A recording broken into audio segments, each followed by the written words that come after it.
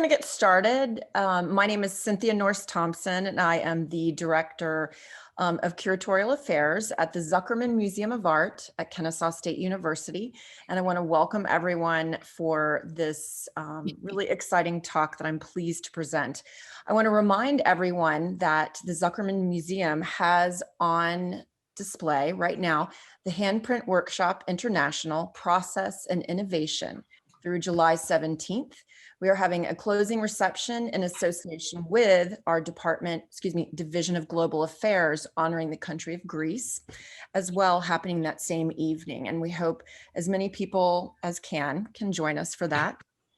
And that's what this lecture is in honor of, is to honor Dennis O'Neill and the Handprint Workshop International, as well as the connection to Greece and the Skopelos Foundation for the Arts. We have with us tonight Nancy Zimler, who is the wife of the late Dennis O'Neill, founder and director of the Handprint Workshop International in Alexandria, Virginia. An accomplished graphic designer, Nancy leads the agency Nancy Zimler Creative, responsible for creative and management oversight for multiple local, national, and international clients. Nancy is the current managing director of Handprint Workshop International and is responsible for guiding sales, planning gifts, and maintenance of over 3,800 works on paper currently in the inventory. We also have with us Georgia Deal, who is a professor emeritus and former chair of the printmaking and papermaking program at the Corcoran School of Art and Design of George Washington University in Washington, D.C. Former teaching experience is at Munson Williams Proctor Institute in Utica, New York, and as resident printmaker at the Smithsonian's American Art Museum. Grants include Maryland Individual Artist Grants, the Washington Project for the Arts, and New York State Council of the Arts. Workshops abroad include University of Georgia's Study Abroad program in Cortona, Italy, which we were just talking about because I taught there also a number of years ago, and the Skopelos Foundation for the Arts in Skopelos, Greece, which we're here to talk about tonight, as well as the Santa Reparata School in Florence, Italy, and the Corcoran's program in San Miguel. U.S. workshops include the Penland School of Crafts in North Carolina, Paper Book Intensive in Michigan, and Hourmont School in Tennessee, as well as the Haystack School in Maine. Her work is in the collections including the Philadelphia Museum of Art, the Library of Congress, the Corcoran Gallery of Art, and Yale University Library, among others. And Georgia's work is also featured in the exhibition on display at the Zuckerman Museum of Art. So please join me in welcoming Nancy and Georgia. Thank you. Thank you. Hello, everyone. I'm very happy to be joining you all today to talk about my husband, Dennis, and his involvement in the Skopelos Foundation for the Arts. For me, this is a very bittersweet trip down memory lane, but it's really an opportunity for me to talk about all the work that he accomplished when he was there. And Georgia, I think you probably have a welcome as well. Well, I'm thrilled to be here, and having had the great pleasure of working with Dennis for 33 years. You know, I joined Nancy. It's been wonderful going over these images, and we've had so many people send us images from Yes. from everywhere, former students, and so it's been kind of mind-boggling the interest, but it's been really exciting and a great time for both of us to be able to do this panel. So we thank Cynthia for inviting us. Absolutely. Well, I think we should probably get started. I think the story for Dennis really begins in Moscow. In 1989, Dennis was teaching at the Corcoran and running the handprint workshop from his studio in Alexandria. One of the projects he worked on was recreating posters on behalf of a gallery in the United States that represented the estate of the constructivist artist Alexander Rodchenko.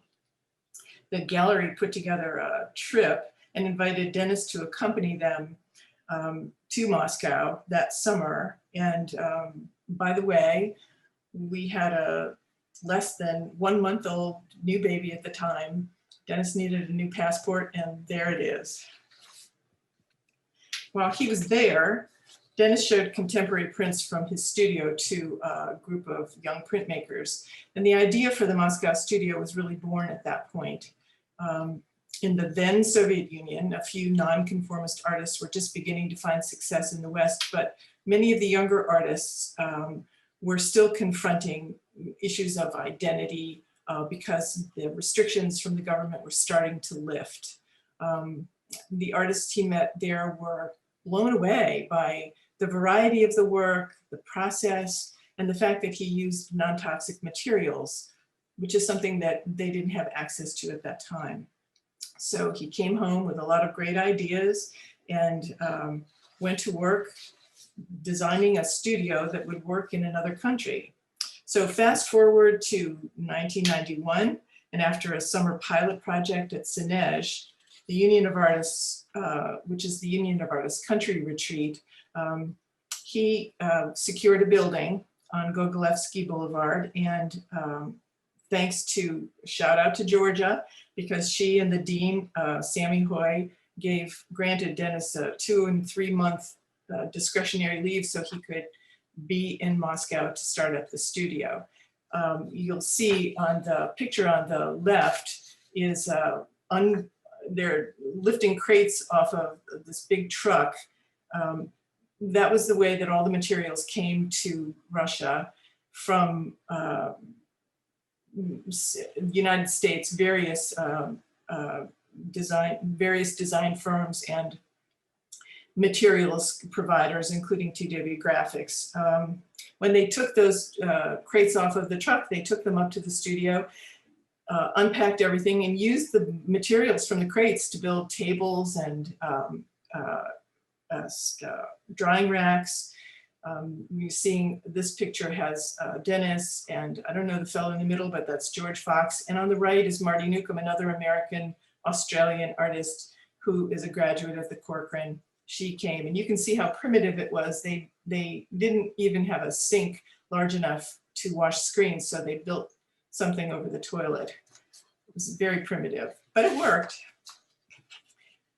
This is a happy group of printmakers in Red Square. It's ladies, including Alicia Roman, who's on the far right, also Corcoran grad.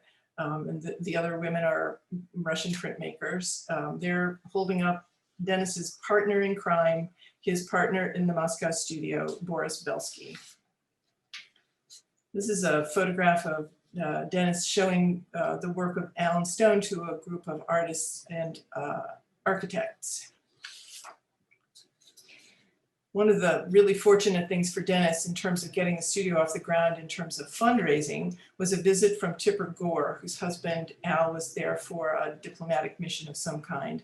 The US Embassy in Moscow put together an itinerary for her that included many cultural institutions, and one of them happened to be this little Moscow studio. She was a photographer and super interested in seeing this kind of work. And just having her there helped awareness with the American business and philanthropic communities. So I wouldn't say the money poured in, but it did make things a lot better. And this is a photo of the permanent studio, which was across the street from the Tretyakov Gallery. The Tretyakov is their national gallery. You see a photo in the photo, sorry, Georgia. There you go. It's George Fox printing for Yuri Abakumov, who's one of the paper architects we'll talk about later. And this is a picture of Beth Joslow, poet, and Alan Stone, artist, also very good friends, who came for a short visit to Moscow and stayed with Dennis in a very tiny apartment that he was subletting from somebody's grandmother. And the story I heard was that that place was so small, only one person could take their coat off at the same time. Finally, I think that after all these years, from 1991 to 1996, the studio was able to function on its own without the aid of Dennis and the United States. So more than 30 artists actually, I think, had worked in created prints there from 91 to 96, including those from Russia, Ukraine, Georgia, Latvia, Bulgaria, Australia, and the United States. But 1996, it was cold, time to go home. And then a few years later, warm Skopelos in Greece. Dennis met Gloria Carr, who's the founder of the Skopelos Foundation for the Arts, for the first time in the United States. And then again, he met her in Moscow. Gloria is a graduate of the MFA program in printmaking from Pratt. So that is her background. When she visited with Dennis in Moscow, she was really impressed by the fact that he was able to get a studio up and running in a foreign country. Then she had a similar dream for an international studio, and he encouraged her, and he eventually joined the board of the Skopelos Foundation for the Arts as an advisor. This is a shot of the beautiful island. Gloria first visited this island in 1996. The first year of the actual studio operation was to include students and teachers from Pratt, but the building wasn't quite ready. So 4 teachers, 1 student, and a visiting artist, and Dennis, and my family all went anyway. This is on the right, on the left rather, sorry, a picture of Dennis putting together tables. When they arrived at the studio, it had no furniture. Some of the floors hadn't been finished in the patio areas, but there was no place to sit and no place to stand and work. So Dennis got together with some of the locals who were able to provide lumber, but didn't have power tools. And at the time, he had only a handsaw to construct these tables. I think that the way that I understand it, it was really, a daunting task. By the time I got there, there were a number of them had already been made. We stayed as a family, and I know that Dennis stayed with the kids and Lena Tishkov at the inn run by Christos and Eleni, which is right down the road. And this is a view from the open door out to the patio there. And just wanted to say our kids were there. They were 12 and 9, I believe, and had the best time of their lives. Everyone on the island, as they said, had eyes on them, so they felt like they were completely free, but actually people were watching them everywhere they went. They had a wonderful time, their first visit out of the country. When the studio was mostly complete, Gloria asked a Greek Orthodox priest to come and bless the studio, and invited several of the local Greek neighbors, and of course all of the artists, all of the teachers, and a couple of visitors were there as well. And if you look closely in front of that, the Greek priest, there are 4 bottles, big bottles of what looks like water, but actually they're filled with a Cipro, which is a pretty strong drink, actually. And so my kids actually were able to, they thought they were drinking water, poured themselves a glass, and were really kind of knocked out by that. But it's a good way to bless a new studio. The slide on the top is of the 2 of the teachers from Pratt examining the work that would then go on exhibit after the session was finished. And below is Dennis eating a sandwich, good for him, and working with a friend of Gloria from New York, who came for a visit and decided to do a little work in the screen printing shop as well. At the end of the summer session, there was an outdoor exhibit at a local cafe and bar. And all the locals from that area came to see what was happening at this new building. And this is then on the right, a picture of Robin and one of the teachers from Pratt, Richie. One of the wonderful things about the foundation and the program that Gloria and Dennis put together was the ability to include visiting artists with students. It was something that Dennis was very proud of doing throughout his career as a teacher. And so in this case, for the very first inaugural visiting artist, Leonid Tishkov was invited to come and was invited by Dennis to come and spend the 4 weeks in Greece making art.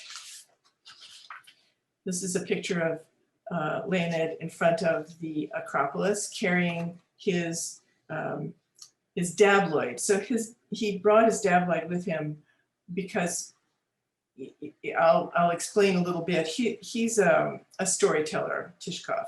He started as a medical doctor and gave up his practice to become an artist full time and focus on the creation of this elaborate world of characters and symbols that inhabited his stories. They included the deep sea diver and other kind of very interesting and anthropomorphic characters. Here's a photo of Dennis and Leonid's cleaning screens. They also exposed their screens in the sun, which was pretty strong and a good thing because there was no exposure unit. It hadn't arrived from Athens yet. These are 2 pages from a book that Leonid Tishkov printed with Dennis in the United States. It's featuring the dabloids again. And this book went on to be featured in the Museum of Modern Art had a show called Eye on Europe. It was chosen for that exhibition and is now in their permanent collection. Once again, at the closing ceremonies there, Leonid Tishkov and Robin O'Neill. Leonid also is very famous now for work that he's done in a series called The Private Moon. Private Moon is a visual poem telling the story of a man who met the moon and stayed with her for the rest of his life. And Leonid actually constructs this moon out of plexiglass. It's lit from within, and he has been carrying it all over the world. He brought the moon to the United States, and the print on the left is one that he did with Dennis at Antietam Creek. And the photo on the right rather, sorry, is from Paris. And this is the private moon in the Antarctic. Dennis also brought other artists at a different time. And this particular photograph is of Denny with Alexander Brodsky. He's best known as an architect and a member of the paper architects movement in Russia. Dennis had worked with Sasha Brodsky at the studio in Moscow and at Handprint Workshop here in the United States. And the screen prints that they collaborated on involved a technique Dennis developed that transformed the flat surface in screen printing to something 3-dimensional. In Skopelos, that included building the surface with glass beads, which Dennis brought, but also using sand and finely ground dirt from the island. And these are photographs of Sasha Brodsky dusting his wet prints with dusting off whatever had left behind on those prints. And on the bottom right there is a picture of him working on his films. The following slide is a close-up photo of the actual texture involved. This is what the surface of a print that Dennis does looks like. It's often 3-dimensional, and this particular print is very topographical. These are the 2 finished works from that series, 2 out of 27. Each one is different, and that was an important aspect for Dennis when he was working with artists. He believed that prints didn't need to be the same, that an edition could be very varied in many ways, and that the hand of the artist should be involved whenever possible. So this is a pretty good example of that kind of technique and the application of it. Sasha also created a whole, in his personal practice as an artist, a whole imaginary cities in raw clay. And he took time off from his printmaking while he was there to do some work in the clay studio at the Skopelos Foundation for the Arts, which is pretty spectacular. This is his work, not done there, but it's an example of the work that he does and has done in raw clay. That building on the far right, the tilted building, is a good example, I think, of the way that paper architects approached the idea of buildings, that they weren't necessarily permanent fixtures like they were in the Soviet Union. They could be temporary or ephemeral. They didn't have to, buildings in general didn't have to last forever. They could morph and change into other things. And a real good example of that is his installation at the 2011 Venice Biennale, where this building was built at like a 15-degree angle. It looks almost as if it could just plunge right into the canal. But in essence, he did the same thing as a full-fledged building in Moscow that became a bar. And I think the way Denny put it is, when you walked in, you felt a little off, but after a couple of drinks, you really didn't know what you were going to do. Another artist that Dennis invited to come to Skopelos is artist and teacher Alexander Jikia. And his nickname is also Sasha. There are a lot of Sashas, so if I get them mixed up, I apologize. This is a photograph of Sasha Jikia making a drawing in our studio here in Alexandria of Moses. He was a wonderful storyteller, is a wonderful storyteller, and very open to sort of extemporizing in all ways when it comes to art.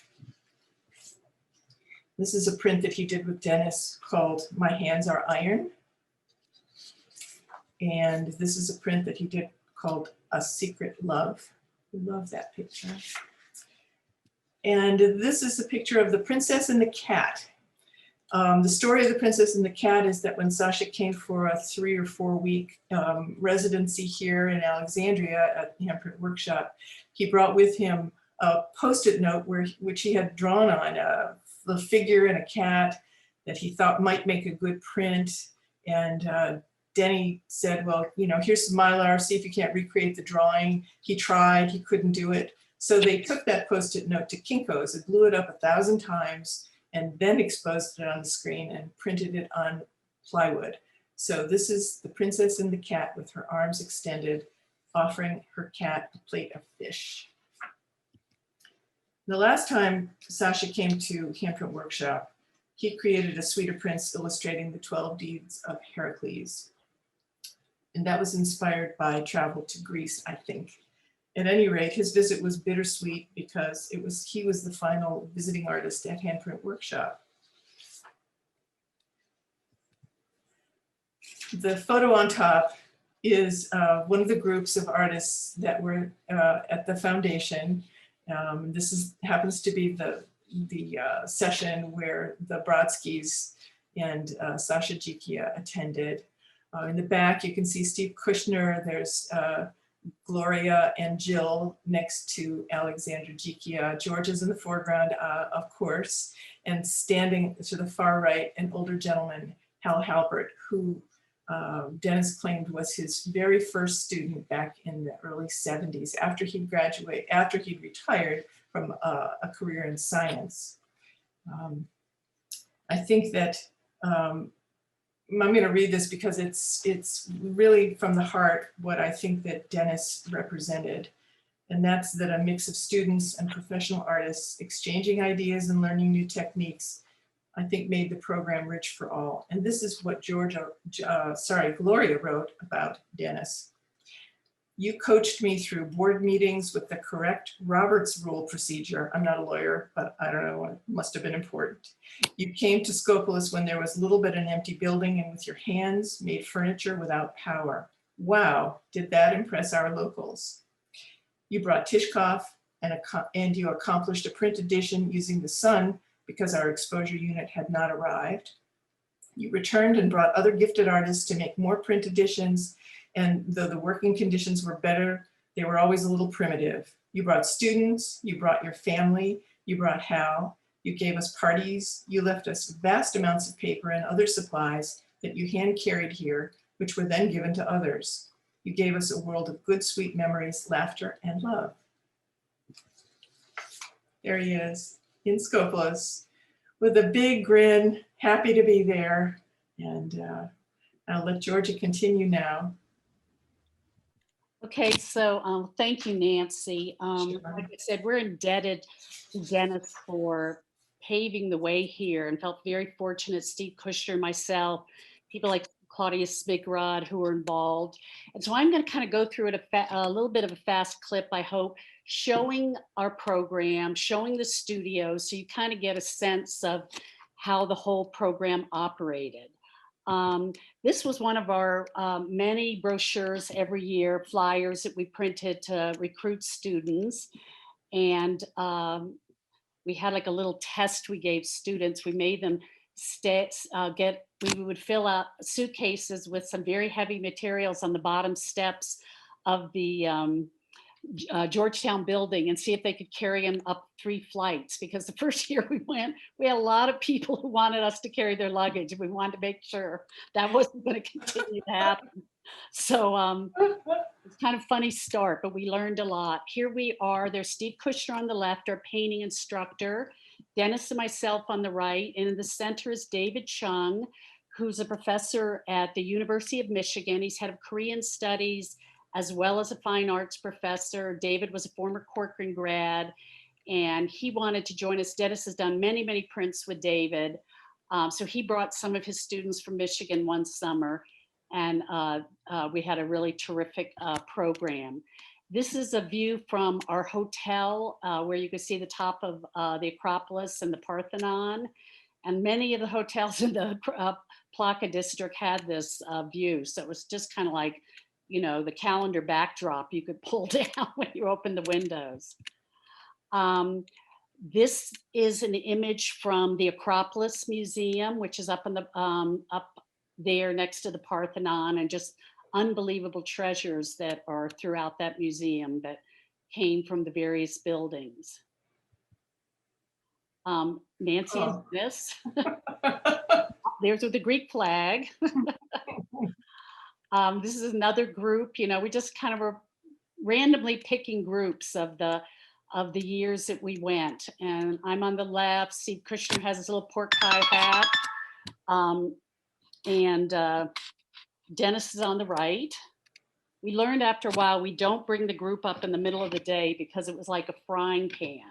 And so we go late in the day so we could survive getting up there. We decided in the program to spend a couple days in Athens, so the students had an opportunity to see the an urban area in Greece, as well as go out to this remote island. So they kind of get a broader sense of the culture. So here's students on the right, on the subway at Syntagma Square. On the left is a photo of the Athens Happy Train. You know? What you want of that? There, our group down in the subway, and it was really fabulous, the Greek subways, because there were all sorts of artifacts and display cases. It was like a museum and a subway in one. And maybe because when they were excavating for the subway, they found so many things, they just put them in the subway in these vitrines. And so it was quite different than any subway I'd ever seen in the US. We visited Syntagma Square, the seat of government, and there's the Greek honor guards who patrol here round the clock, and with this unbelievable balletic, march they do, and just don't crack a smile. They're just amazing, and they're guarding the tomb of their unknown soldier. Here's our students, the left, just going into some of the Greek markets, and on the right, we found the Greek Archaeological Museum and headed there, where we found more unbelievable treasures, you know, just endless things that were just awe-inspiring in that museum. Here's an image of this, the Parthenon and the Acropolis at night, and it's all lit up. And we would have our students, this was an area called the Plaka district, and we'd have dinners down there at night, and this was your backdrop while you were eating dinner. So it was quite impressive. So here we are in the top of our hotel. There's Dennis, myself, and Steve Cushner. Jill and Gloria came to call us the Three Musketeers, and which was a title really dear to us. We cherished that title. We all had our roles. Dennis was the creative spark. I was a taskmaster, and Steven was just the guy who kept chill and everybody happy and content. So it was a really fun group. We brought in other faculty through the years, and you'll see some pictures, but this was our initial faculty. So when we left Athens, you have to journey up to the Sporadies Islands. And this is quite a journey. You have to take like a 2.5 hour to 3 hour bus ride up to a port town, either Thessalonica or other port towns, but then you get on a ferry or you get on hydrofoil. And we grew to like the ferry much more because the hydrofoil was enclosed. People got very seasick. It went very fast. So this was definitely, because you could walk around the ferry, and it was really a wonderful trip. And obviously Dennis, Nancy, there's Stephen, Daisy, and various people in our group. So this was the bonus here, sitting on top of the ferry, heading out to the islands in the North Aegean. So many of our group is here. And you can tell they're really not enjoying themselves here too much. I had to include this picture of Dennis and Nancy napping. I think it's such a great picture because it looks like they're floating on the water with this blue painted floor of the ferry. But you know, it was a nice long trip, so you could afford to nap. Here's a picture on the back of the ferry once with Claudia Smigrod and myself. Claudia's a photographer at the Corcoran, and she came to do a course in cyanotypes. And it was kind of a conjunction with a book arts course. We felt they went hand in hand very well. So here we are heading out, and you can see the Sporadies Island chain. And this chain consists of 4 islands, Skiathos, Skopelos, and Skiros, and then Gallanis. And Gallanis is home to the dolphins and the Mediterranean monk seals. So here we are approaching the island of Skopelos with our group. You know, everyone has their iPads up, and you can tell it's a pretty impressive sight. And everyone's so excited to arrive. And here is the town of Skopelos and the port. And it was like a typical Greek island town with the whitewashed buildings. But what made the Northern Sporadies so unique is their green islands. There are lots of trees, especially pine trees. There's snow there in the winters. It's really just absolutely stunning. So it was just, and there were very few American tourists. We were the Americans on the island. Mhm. So here's this next little section is the Corcoran Studio program we developed. And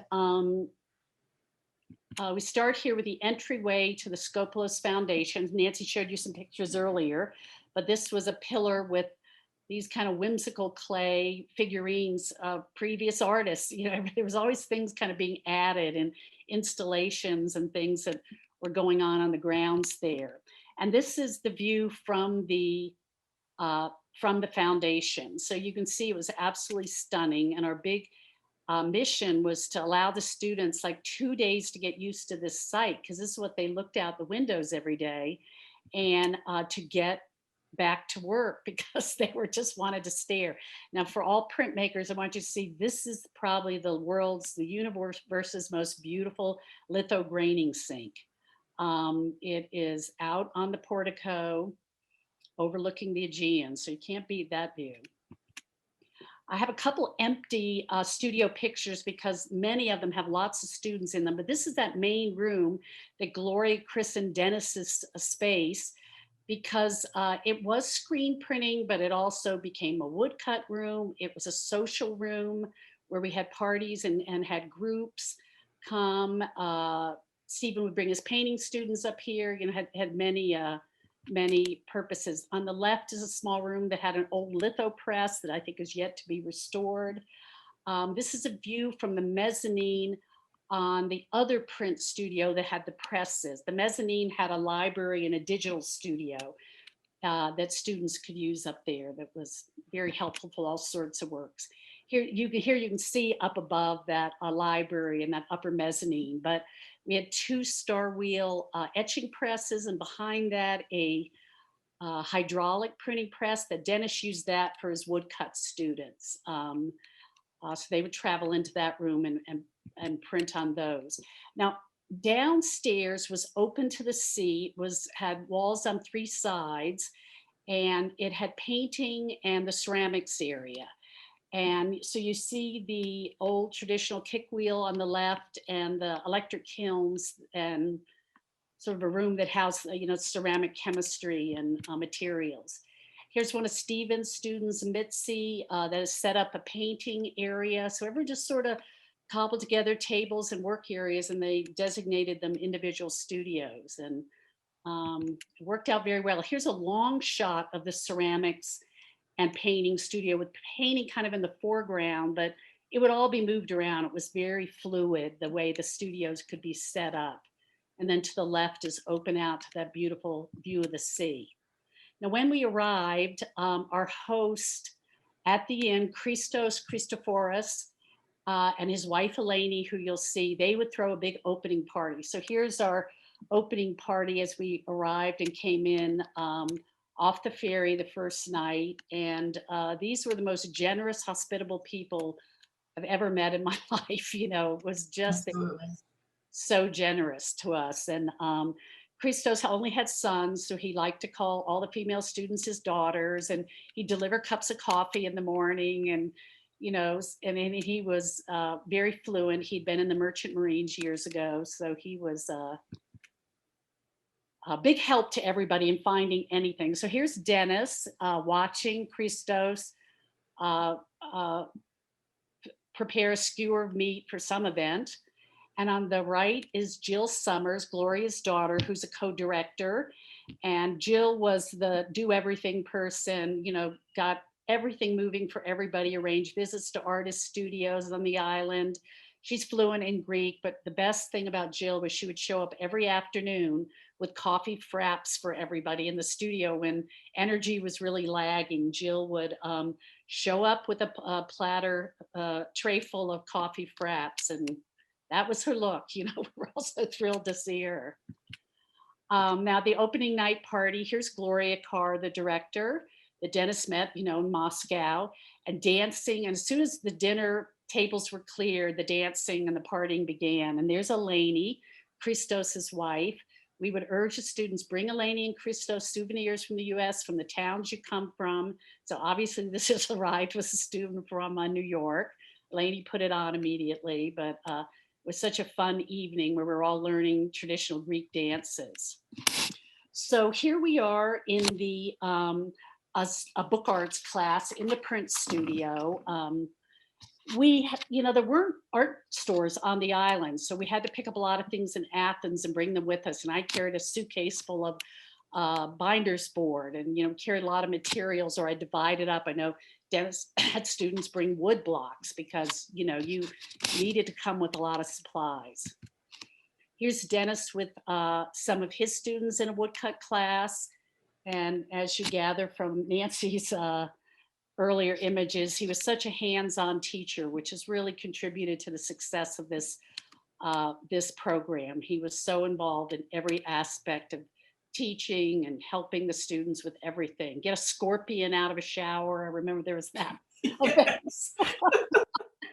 So you never knew every morning when you showed up for class what the day would hold. And the same with Steve Cushner, again, just such a wonderful teacher, great painters in major collections throughout the country, and such a steady, sure teacher. He taught with us at the Corcoran, now teaching at George Mason University. This is him with one of his students doing critique. And then Stephen on the right upstairs. And this is what was really nice about our program. It was very fluid. He would go up and see what people were doing printmaking, and Dennis and I would go down and see what they were painting, and sort of in hopes of kind of giving them more help in what they were trying to do. And there's Maria Cunningham on the left working on a painting. Some more students in the print shop doing a monotype course. This is Denny Henry, Corcoran photography student, and Jen Palmer, who was graphic design student doing monotypes. And now here's Dennis from above using that hydraulic press where they're printing woodcuts. This was a group project they did. You can see Dennis on the left and Steve Cushner on the right. And they did a panoramic photograph on the lower part of the wall, and everyone was given sections of the photo to make a woodcut. So they're sort of discussing this in progress. And then on my side of the studio, picture of me, I don't know, wagging my finger at people about something. So, they were kind of tight spaces, but we really got them to work well. But, we were always on top of people about kind of keeping an orderly studio so we could continue to be, do ambitious work. Here's David Chung, one of the visiting artists you saw earlier, came from University of Michigan with some of his students, and he's showing some of his work, and Dennis is in the background there, because they collaborated on a lot of projects. We would host all sorts of events, pizza parties on the top porch. There's Claudia, the photography teacher, next to Gloria in the back. I'm sitting there with a mouthful of pizza. There's Eleni. So it was really nice as different people joined us all the time. So the experience was really, and though I said Christos was fluent, Eleni spoke no English. So, she was there all the time. So it was really great for us to try and do things. Bob and Katie on the left, and Daisy Rose Frazier, who from the Mass College of Art, who came back as an assistant later with her hand on her hip, and she did some fabulous prints. Dennis showing in the breakfast garden with Gloria, showing some Russian prints to one of the students. Gloria kept a collection in flat files. And so it kind of came full circle. They were always, we had Russian artists there from time to time, but they were always showing the work that Dennis had worked on with other artists.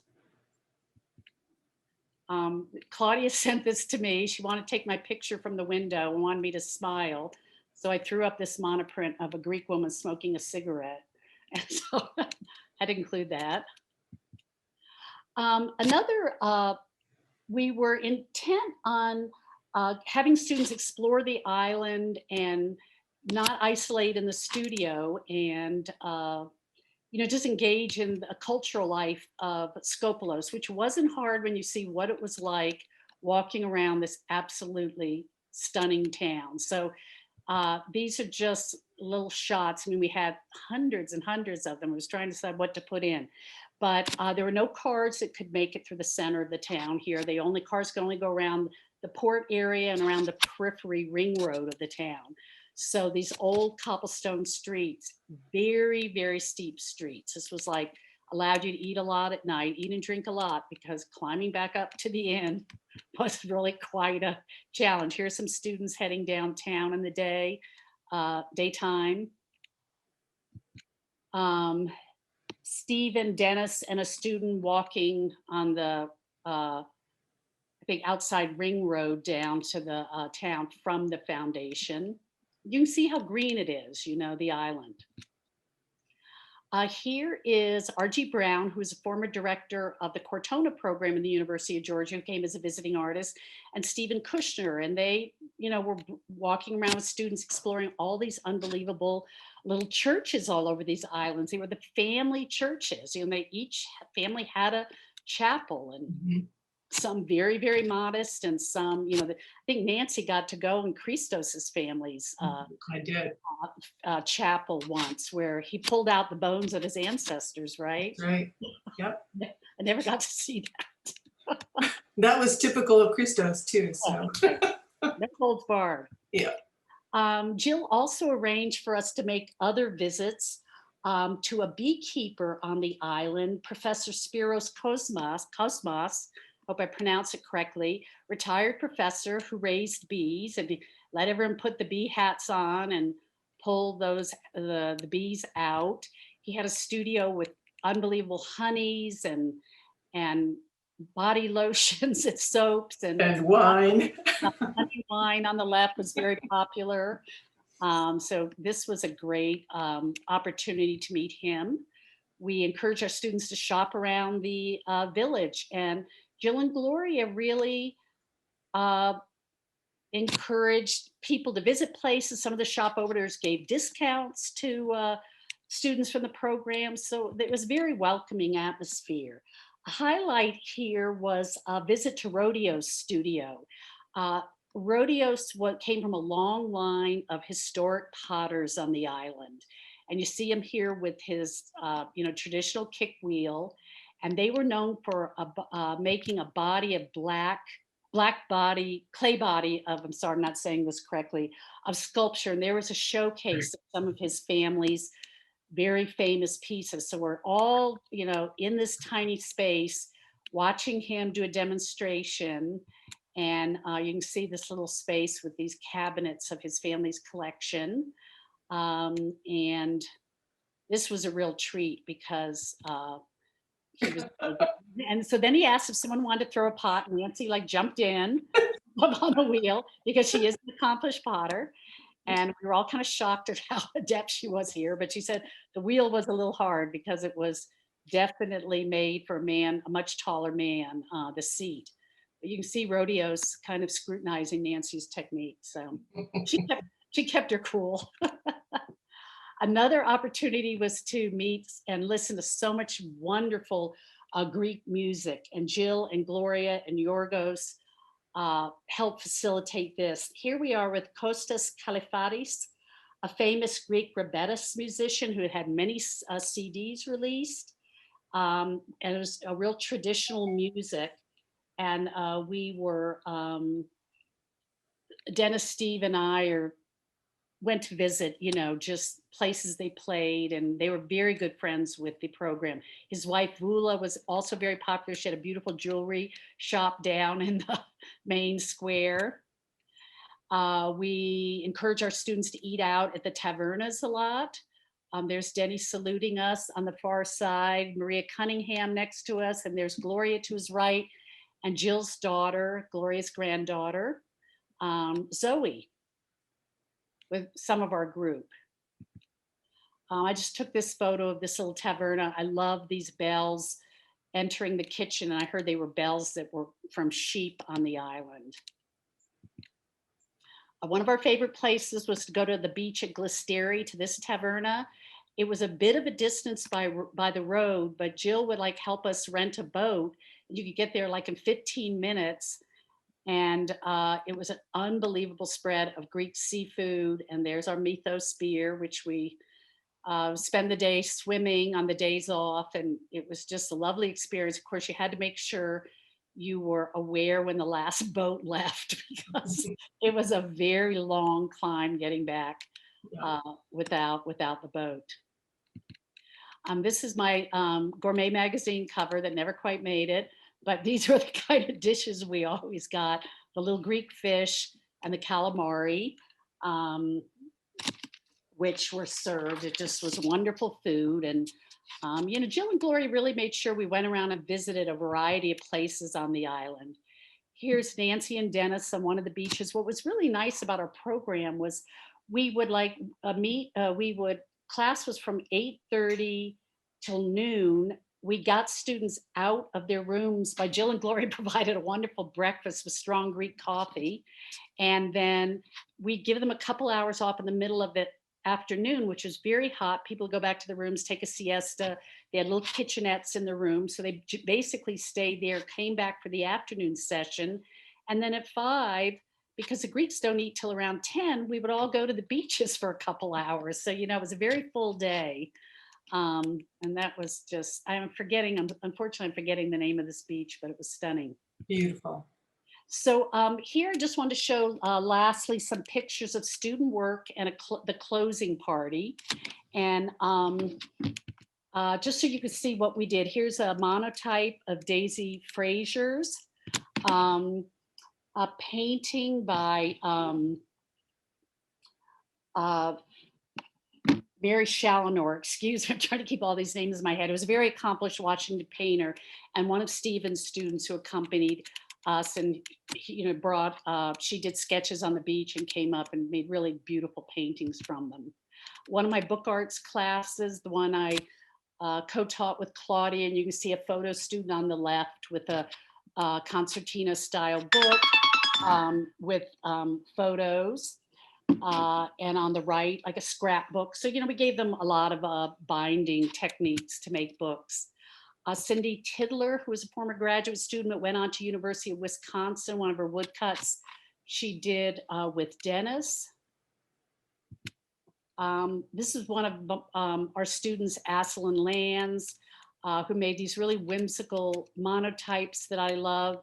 And I convinced her, and of the architecture on the island, and I convinced her to keep up with those. And she made these wonderful little books of these monotypes. This is another image of Dennis's group project in his woodcut class with the panorama view. Jennifer Gallanis, an artist who accompanied Dennis many times and also worked in his studio, one of her woodcuts. One of Dennis's earlier students who had done these wings, and there's the block on the lower part where she kind of did this print installation on the wall for the exhibition. So this was our closing night, the night before we left, and Jill and Gloria would invite people all up from the town. There's our B-man on the professor on the left. Locals all came up. It was a big event. The mayor would show up, policemen would show up. We kept telling students, if you go into a ceramics or dress shop, invite them. So, we just had a great crowd of people. And so here's Dennis talking about that project, explaining it to some people who were there for the exhibition. And then it was followed with a really wonderful feast that began kind of as a potluck, but the Greeks brought great dishes. There's Nancy and Daisy, Beth Curran with her back, Carol Lee, Aslan, all these great people. And so food and drinking always was followed by dancing, and it always was led by the Greeks. And the musicians started showing up, and just the night went on. It was just absolutely magical. And everyone would do their solos for a little bit. The men, the women, they changed back and forth. It seemed kind of like a friendly competition to us, the dancing. And here I am with one of my favorite people, Yorgos, who was a very important figure in the foundation, Zoe's father. And he was so dear to all of us. If you needed something, Yorgos would find it. Once I needed all this double plate glass for the inking slabs, and Yorgos goes down, we go to a hardware store, and he straps it all to his little moped and somehow got it up intact. So, he was a wonderful person and is missed dearly. The next morning, everyone had to pull it together, bags packed, get back on the ferry to head back to Athens.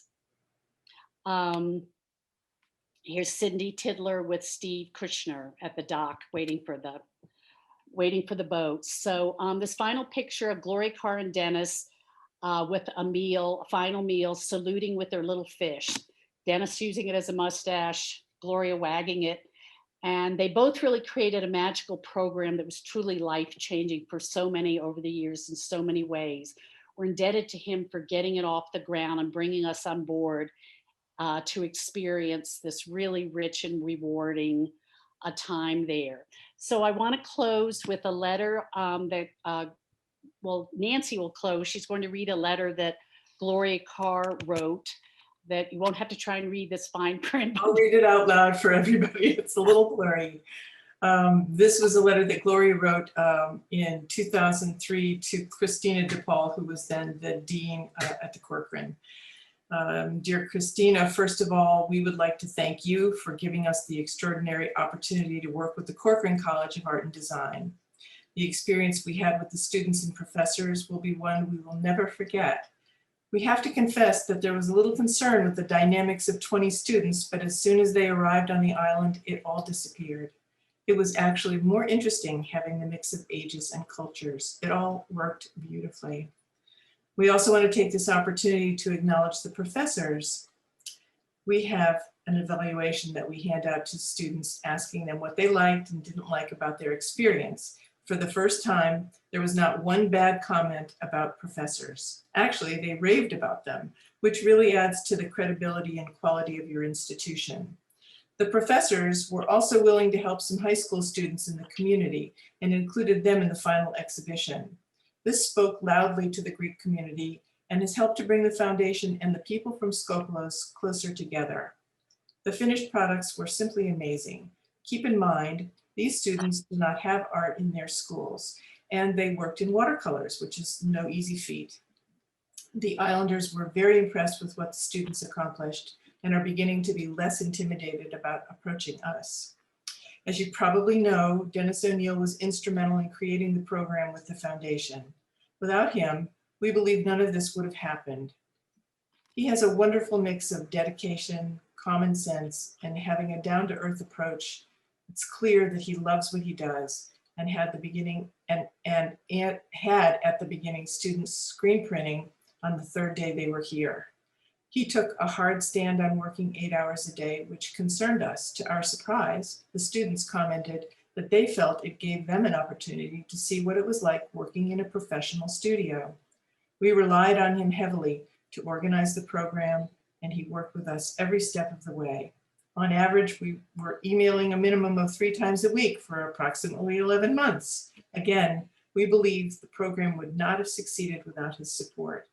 We feel lucky to have him as a large part of our foundation and ask that he be here to supervise any future programs with the college. Thank you again for allowing us to partner with your organization. Sincerely, Gloria Carr, Director, and Jill Summer, Associate Director. Wow. That's Great, I know.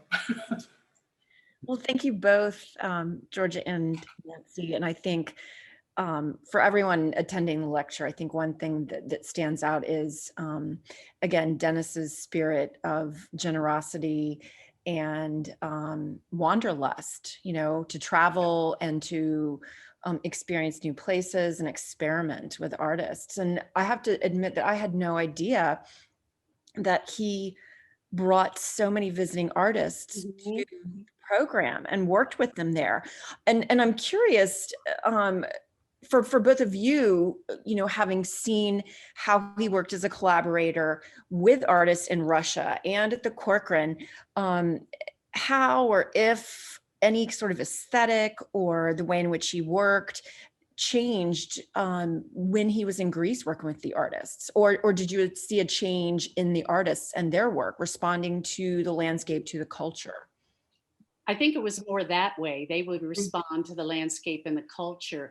Dennis was so established with all this experimental nature that remained kind of consistent, but Dennis was always kind of willing to take stock of where he was and run with it with artists who were also very, sophisticated, the visiting artists. So there was, a lot of give and take, but true collaboration, I think, on all fronts, because they also interacted with the students. And, I'm not sure, but I would venture a guess that every once in a while a student asked a question that might have changed the course of a print or helped assist in the printing. And, there were so many hands-on work all along the way that they were bound to have. I think about what a fortunate experience for the students to have in that aspect, and that Dennis was so excited about the medium and able to bring artists in and have the students exposed to seeing how their aesthetic or their methodology or the manner in which they work changed because of a place and an experience. And right. That's what I always really loved about the work that Dennis did with artists. He was also pretty flexible, Cynthia. So when Jill and Gloria decided that having screen printing was doing too much damage to the facility and costly, he just said, okay, well, let's do woodcuts instead. I mean, there was no question about it. He could just punt and do something else. Did the students have the opportunity, were they ever involved in the collaborative process or trial proofs or auditioning with the artists, or was that solely Dennis? I don't know, Georgia, you witnessed some of the other people that were there. Dennis was really the sole printer, but they were very engaged in what they were thinking. They would talk about their work and what they were doing, and they were there in the studio with them, so they were always very aware of the process. So you know, I wish I could remember if I saw them printing. I don't think they did as much. Maybe Dennis would have them like block prints or something if that's what the artists wanted to do. Right. So they were, you know, definitely engaged in having these really well-known artists in their midst and talking with them a lot. Dennis was really the printer though, Yeah. but also the instructor, you know, so. Absolutely. I'm just reading a lot of the wonderful comments in the chat line. Yeah, I mean, the thing that inspires me the most, one, having not done a lot of traveling, which I'm sure most of the people in attendance for this presentation haven't either. I mean, it makes me want to travel again. Yes. It inspires me to take students to a new location. Oh, yeah. I've taught mostly abroad in Italy, and I think that this program in particular offers a unique experience for students in both Right. clay and printmaking and photography, other mediums as well. But I think that, you know, I'm hopeful that I would love to see, you know, our universities set up some sort of programming with the Skopelos Foundation. And I think, you know, again, what a unique experience that would be for students, especially if we were able to assist with having visiting artists come as well or work on projects like Dennis did. I think that's such a unique experience to offer to students, to see that process of the artist creating the work, being able to discuss their work and having feedback, you know, on their work as well. Just really, really unique. Be able to see the comments? I don't know, Emily, can you turn the comments on? I'm seeing great walk down memory lane, seeing all these amazing people again. Skopelos was spectacular and life-changing. Loved Dennis's adventurous spirit. Even after knowing Dennis for so many years, I never ceased to be amazed by how many people he touched and influenced in all that he accomplished. Yeah, I think you just have to click on the chat icon, and it's so wonderful to hear all these and see all these wonderful messages. And I hope if anyone is in attendance that's near Atlanta, both Georgia and Nancy will be at the reception next Thursday on July 15th. And we hope it will be a real celebration and tribute to Dennis and his creative and generous spirit, as well as a celebration of Greece. So, Really looking and yeah, I don't know. Let's see, traveling with Dennis, Georgia, and Steve was an adventure, but the focus on work and the discipline of producing work was an important part of my time on Skopelos. That was from Carol Lee Jakes. Oh, great. Yeah. And I think that's another, which Dennis was incredibly patient, and his enthusiasm was contagious, which it was. Yes. That's what I loved about him. I think I brought Dennis at least twice to every of the 3 universities I've taught at. Yes. And he was so on fire for the students and inspired them and had them thinking about silk screen printing in a way that they never had before, which is what I truly loved. Let's see, Ashley Ward says, amazing opportunity to relive an amazing experience, as well as having a chance to learn about Dennis and his incredible talent and vibrance for life. That's great. Yeah, many, many thanks. Yes. Right. Well, wrap up here, and I just want to again extend many thanks to Georgia for joining us and presenting all these images and talking about her time at the Skopelos Foundation for the Arts, and Nancy as well. I had the wonderful pleasure of visiting with Nancy this summer and seeing Dennis's studio and looking at all of the work that he created with such incredible artists. And again, the Zuckerman Museum of Art is pleased and so fortunate to have this exhibition on view through the end of next week. And I hope that everyone in or near the area can join us next Thursday. This presentation has been recorded and it will be made available, and it will appear on a link through our website, but we will send everyone who registered for it a link as well, so that you can share this with individuals that were not able to attend. And again, thank you all, and I look forward to seeing you next week. Yes. Yes, me too. Thank you so much. Thank you, Cynthia. Bye.